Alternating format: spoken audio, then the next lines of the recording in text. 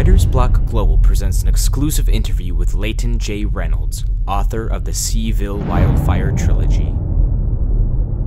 I'm author Leighton James Reynolds, and I am the author of the Seaville Wildfire Trilogy. I got the idea that I wanted to write about wildfires and about a serial arsonist and pursue that. The plot of the first novel is the hunt for a serial arsonist in the fictitious town of Seaville, California. And it ends as a cliffhanger because certain things are resolved in the first novel and then other things are left unresolved. And in the second novel, I just kind of really took a left turn and started to look at the entire community, not just the serial arsonist, but what else is going on in this community of Seaville, California that contributes to the dynamics of the serial arsonist. There's a lot of new characters. There's Lenny the Hitman. There's new teenage boys, a new teenage girl. The first novel is a flashback. The second one takes place in 24 hours, but in 3 time zones. And that was a bit of a challenge to get it all to fit together perfectly.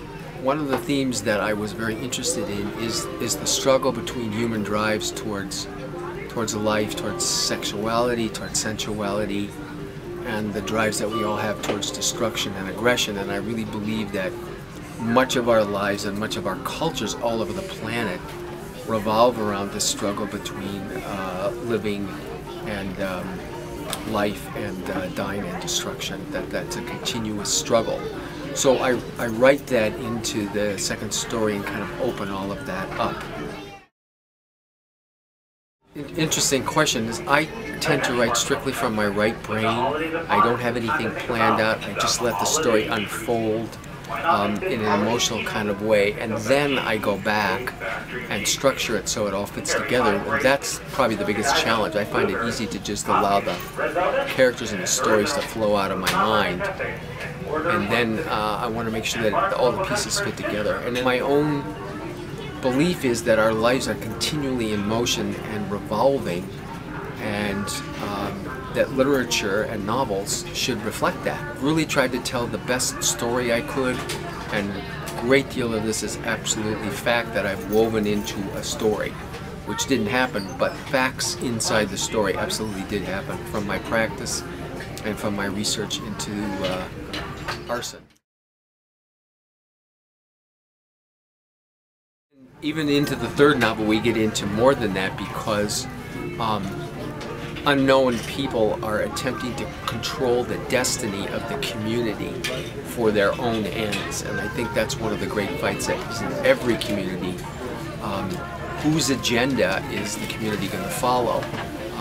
For example, are you going to follow a Republican or a Democratic agenda? I think people need to mix them both together, but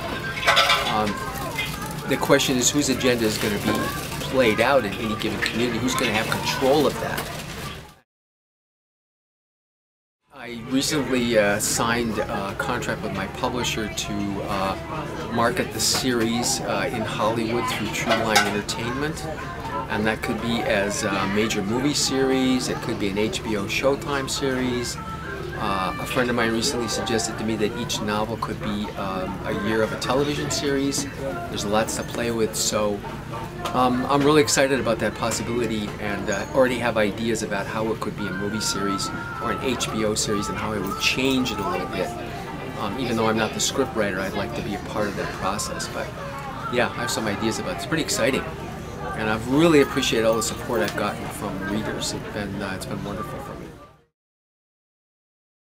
Absolutely, you can just go to www.wildfiretrilogy.com and I will absolutely get the email, and always glad to hear feedback from readers. I do take everybody's ideas into consideration, and many people have given me good ideas that I've then put into the writing. It's been great. For more information, visit wildfiretrilogy.com. Unblock the block at writersblockglobal.com.